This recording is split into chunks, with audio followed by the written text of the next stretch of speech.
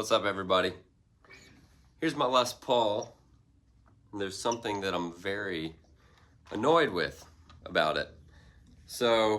But it's an easy fix. So in this fretboard method, we are going to be looking at how to fix the problem, which is my two humbuckers are out of phase.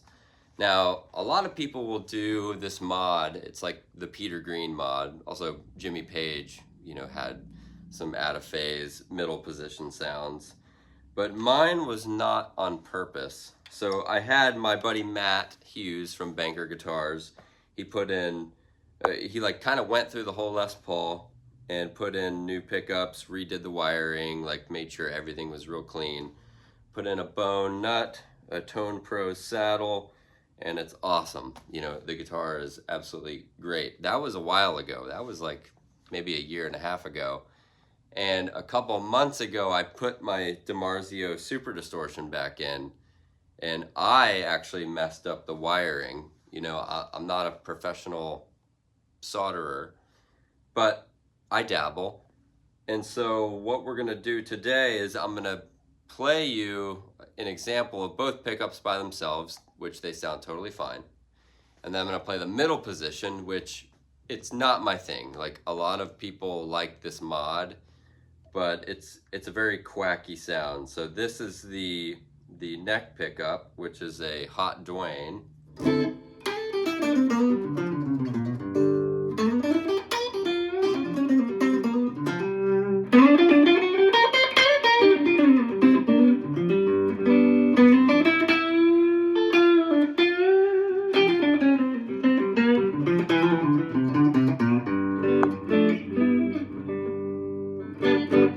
Sounds great.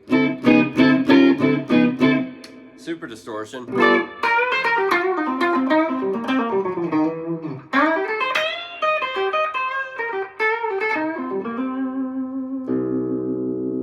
Okay, so then when I flip to the middle position, this is what it sounds like.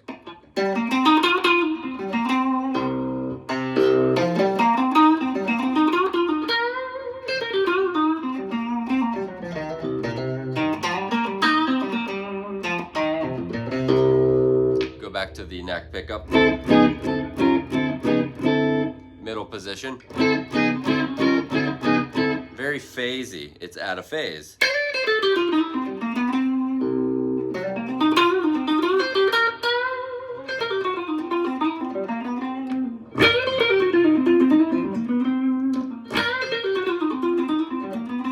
Super Distortion. Yeah, so to me, I'm not a huge middle position guy, but I want to be able to have it. Sometimes I like to get kind of the Leonard Skinner kind of clean, fat, spanky rhythm sound with the Les Paul. And this is just the middle position with the two humbuckers out of phase is too quacky for me. It's unusable. And there's a bit of a volume drop. And I accidentally ended up in the middle position at one of our recent shows last July. And, for a split second, I didn't like it. So we're going to fix it. Let's do it. Okay, so I have it opened up, and this guy right here is going to be the issue. Now, in theory, I think I did it correctly. And maybe this one was wired wrong. But normally the ground goes to the potentiometer. And the hot wire goes to the first pin. You can kind of see it goes to the first pin right there. I don't want to mess with this one because this is a bit more annoying because there's a shield on that one. And Matt's wiring is a lot better than my butcher job is going to be. So we're going to leave that one as is. All I have to do is just flip this one. So apologies for the elementary soldering job that you're about to witness. So we're just gonna take this one off. All right, so I got the hot wire off. As you can see, I'll pull it out. Great. And this is just to the pickup selector. So we don't have to worry about that one. Bring this guy around. I really want to try to not tip the camera over. We're going to leave the solder here on. I'm not going to use a braid, a solder braid, or a solder sucker because I'm just going to reuse the solder. Turn up my iron a little bit more. Takes a minute.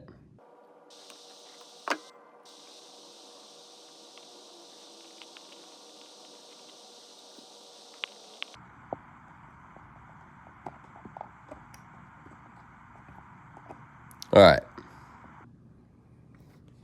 Clean the iron. I use the Xtronics 3000 series. I like it a lot. I built a couple guitar pedals. Here's the Xtronic. Yeah, I don't have a sponge, don't judge. As far as temperature, my buddy Elad Shapiro, who's the master of everything electronic, I asked him one time, I was like, how hot should the iron be? And he said, as hot as you can get. All right, so here's what we got. This is our ground, this is our hot wire. So we're just gonna put those, we're gonna put the ground in this first pin and the hot wire on the pot. All right, what I'm gonna do is clip off just some of this excess, because they will, if it's too long, they could end up just acting like little antennas and add noise. We're gonna leave that red one, the hot one, long. All right, here's what I'm gonna do. I'm going to tease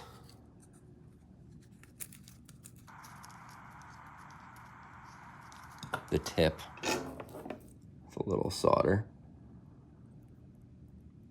just to make it an easier connection.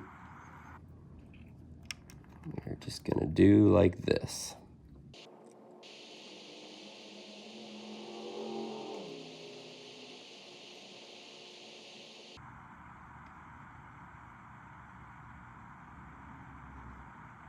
Sweet. Clean the iron. I think the first pedal I built was just a clean boost. Easiest thing ever. I built a couple of those. I built a bulb limiter because I thought I was going to be getting into building amps, but then stopped right after that because I realized I'm not playing enough guitar. I'm just building stuff. I wasn't really into that. All right, let's get this ground wire in there. Looking good. Let it dry. Now I'm just gonna put a little bit more solder on this, just to make sure it's tight.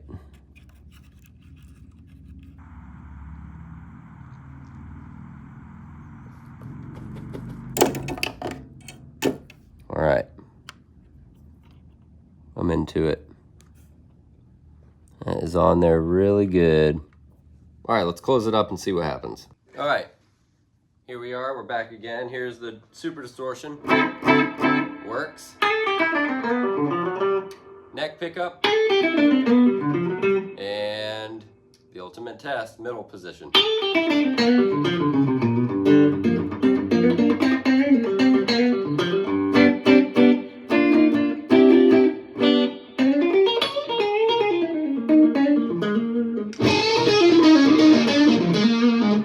Super distortion. Middle position. Neck pickup.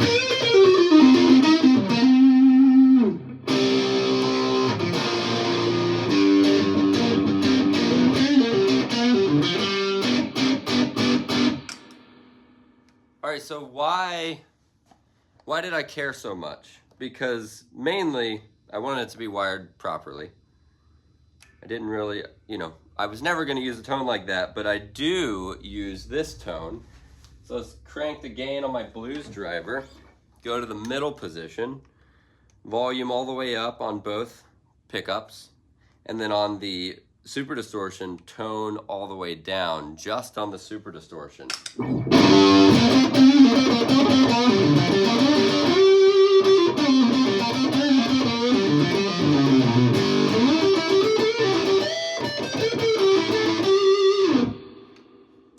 The brown sound. Hope you guys enjoyed it. There's another way that I could have done it, which would be very invasive and annoying. And I have done it before when I had different pickups in this and hated it and immediately changed it back. But what you would do is you would take one of the humbuckers, literally pull the humbucker out, take that like wrapping off. On this one I would have to take the plate off. This would have been the one to do. You loosen all the poles, loosen the bottom screws, and then you very gently pull the magnet out. And then you rotate the magnet 180 degrees. Not like this, but like that.